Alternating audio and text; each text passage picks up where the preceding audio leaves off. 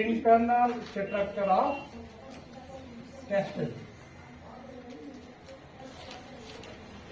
हमने इससे पहले पढ़ा कि टेस्टिस जो है वो लाई करते हैं किसके अंदर, सप्रोटम से। ठीक, अब इसी टेस्टिस जो है इसका हम इंटरनल स्ट्रक्चर आज देखेंगे। ठीक, तो अगर हम यहाँ पे टेस्टिस का इंटरनल स्ट्रक्चर देखेंगे तो ये टेस्टिस अगर हम बनाएंगे बाहर से, external as well as internal. External पहले हम देखेंगे थोड़ा इसकी कवरिंग इसको। अगर ये टेस्टिस है, एक्सटर्नली जो है टेस्टिस जो है it is covered by two membrane. It is covered by membrane which is actually made of two layers। बाहर से टेस्टिस जो है it is covered bye A membrane, but this membrane itself is made up of two layers. That membrane, अगर मैं यहाँ पे membrane बनाऊंगा, ये एक मेम्ब्रेन है but it is made up of two layers. तो मैं कितनी लेयर्स बनाऊंगा, दो। तो ये दो लेयर्स मैंने बनाए। ये दोनों लेयर्स रिप्रेजेंट करती है किसको, एक मेम्ब्रेन को। That membrane, this membrane is known as, ये मेम्ब्रेन यहाँ पे दो लेयर्स की बनी है। This membrane is known as tunica vaginalis. This membrane is covered by membrane. Externally आप देखोगे, externally the testis are covered by membrane. That membrane is known as tunica vaginalis. Tunica vaginalis, confusion नहीं करना है आप। Vaginalis या वजेना जो ये female productive part का हिस्सा है, और यहाँ पे नाम जो है ट्यूनिका वेजिनालिस है। Tunica vaginalis. But this tunica vaginalis, मैंने अभी कहा कि इसकी कितनी लेयर्स हैं, दो लेयर्स। आउटर लेयर है, inner layer. This is the outer, this is the inner. Outer one is known as parietal layer। Parietal layer. Outer layer is known as the parietal layer. Inner layer of the tunica vaginalis is known as visceral layer. It is known as the visceral layer. So these two collectively form the tunica vaginalis। TV मैंने यहाँ पे देखा, it is tunica vaginalis. Television देखिए, it is tunica vaginalis. TV या tunica vaginalis which is made up of parietal layer and visceral layer. Outer one is the parietal layer, inner one is known as the visceral layer. ठीक, clear. Inner to the tunica vaginalis, inner to the tunica vaginalis there is another protective layer, fibrous layer. Dense irregular white fibrous connective tissue layer होती है। That layer is known as, यहां से मैं और एक layer को यहां पे बनाऊंगा, फाइब्रस लेयर है, फाइब्रस कनेक्टिव टिश्यू की लेयर होती है।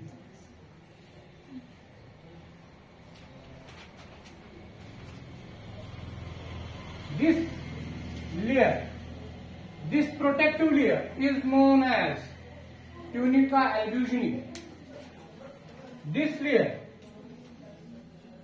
that is known as the tunica albugini।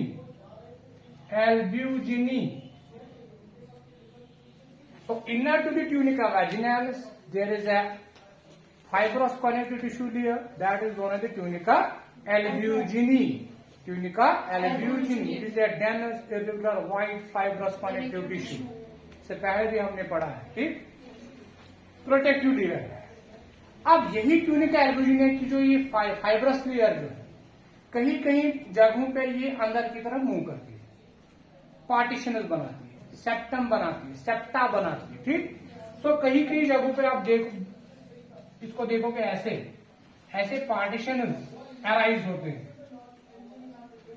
कुछ पार्टीशन, कुछ सेप्टा या कुछ सेप्टम अराइज होते हैं। कहां से, फ्रॉम द ट्यूनिका एल्ब्यूजिनी।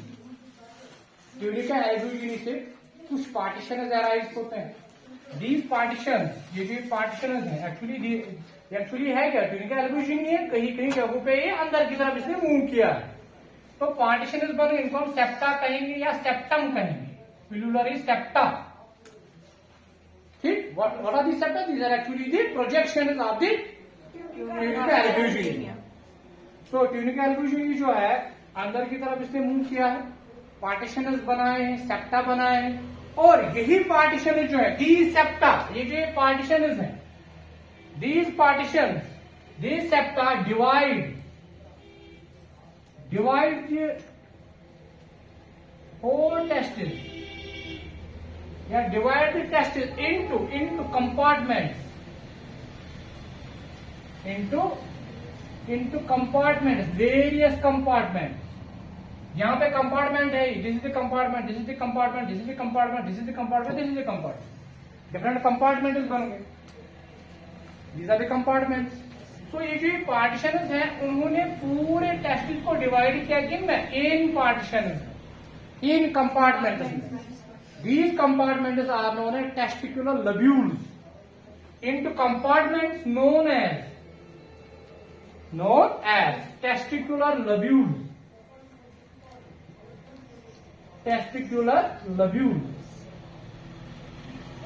तो ये टेस्टिकुलर लब्यूल है, टेस्टिकुलर लब्यूल है, टेस्टिकुलर लब्यूल है, टेस्टिकुलर लब्यूल है, टेस्टिकुलर लब्यूल है। तो पूरी टेस्टिस जो है ये डिवाइड हुई है कि टेस्टिकुलर लब्यूल्स, नियर अबाउट छान अकिस टेस्टिस मज कस टेस्टिकुलर लब्यूल्स 250। कितने टेस्टिकुलर लब्यूल्स, 250 टेस्टिकुलर लब्यूल्स प्रेजेंट।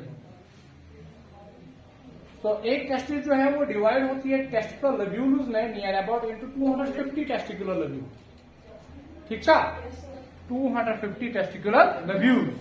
यहां तक समझ में आया। यहां पे inner to the tunica vagina, inner to the tunica albuginea there is a layer of, there is a layer of the blood vessels, there is a layer of blood vessels। यहां पे मैं बनाऊंगा ब्लैक कलर से, मैं इसको represent करूंगा यहां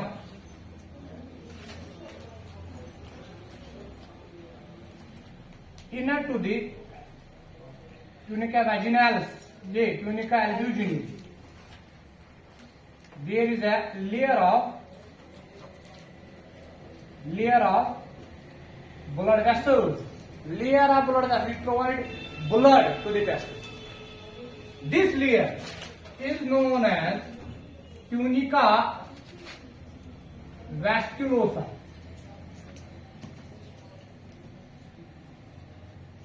So what is tunica vasculosa? It is a layer of blood vessels. Blood vessels. That is known as the tunica vasculosa. So 3 layers are there. Outer one is known as tunica vaginalis. Middle one that is known as the tunica albuginea, and inner one that is known as the tunica vasculosa that provides blood to the testes. यहाँ तक समझ में आया? Yes sir. इसके बाद यहाँ पर इन testicular lobules, these testicular lobules contain the tubular structures, highly coiled tubular structures. These tubular structures, यहाँ पर tubular structures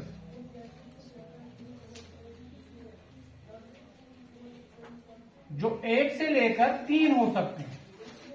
हर किसी टेस्टिकुलर लब्यूल में ऐसे कॉइलेड स्ट्रक्चर्स होते हैं, 1 से लेकर 3 तक। समझ में आ रहा है? So these are the tubular structures. These are the tubular structures. These highly coiled tubular structures are known as seminiferous tubules. These are known as the seminiferous.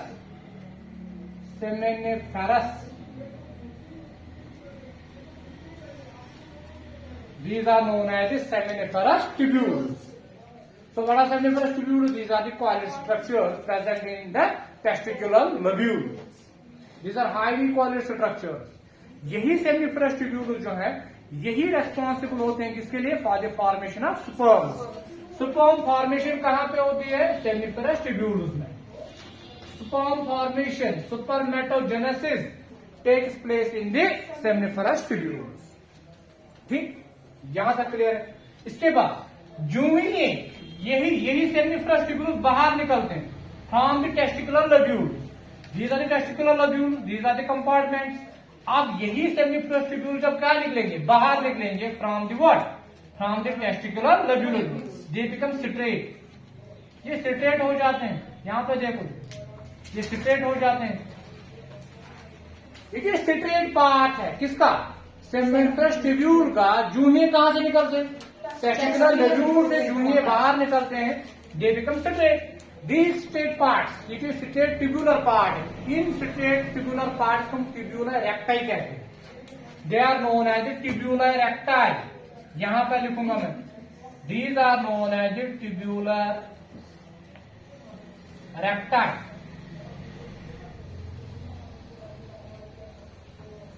Tubular recti. So these are the seminiferous tubules, highly colored structures. When they come out from the testicular lobules, they become straight. These straight tubular parts are known as tubular recti. Tubular recti. समझ में आया? All these tubular recti, they combine with each other. Yeah, we can say these seminiferous tubules, they combine with each other when they come out from the testicular lobules. They form the network there. एक network बनाते हैं यहाँ पर, ये from the network there, ये network बनाते हैं, they form the network, ये नेटवर्क बनाते हैं यहाँ पर, ये नेटवर्क है, दिस इज नेटवर्क, जाल्यूशिम बनाना, कौन, ये रेक्टा, ट्यूबुलर रेक्टा है, और वो कैसे भी सेमिनिफरस ट्यूब्यूल, इसी का पार्ट है। तो सेमिनिफरस ट्यूब्यूल जो है ये आपस में मिलते हैं तो क्या बनाते हैं, network like structure. This network of seminiferous tubule, network of seminiferous tubule is known as rete testis. It is known as the rete testis. तो यहां पे आप लिखोगे this network, network of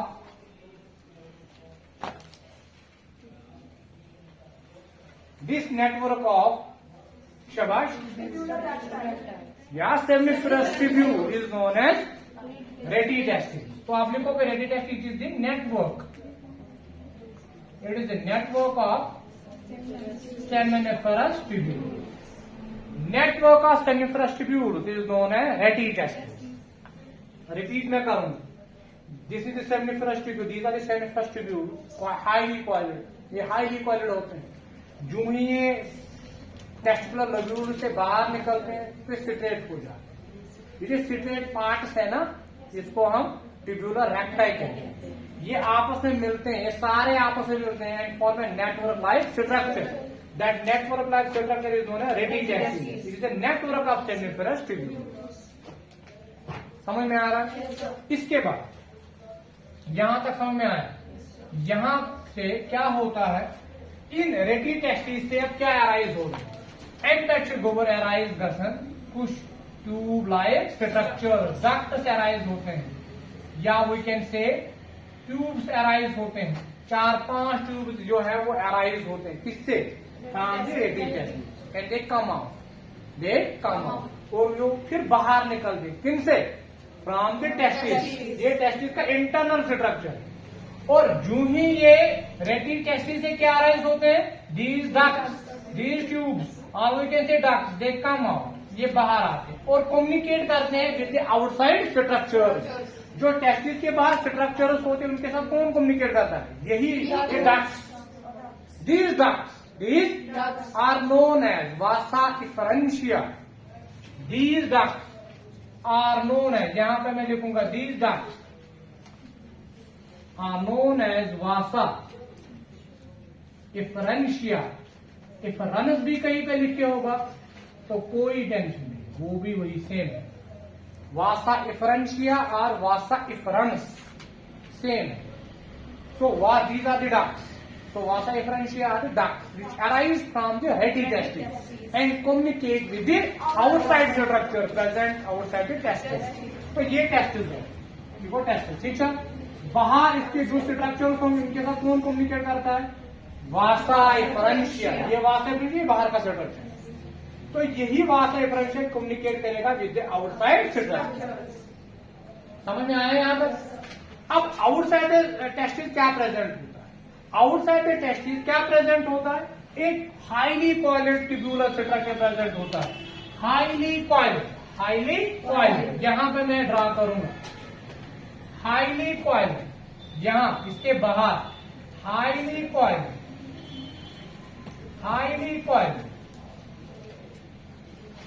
coiled structure जो है वो प्रेजेंट होते हैं।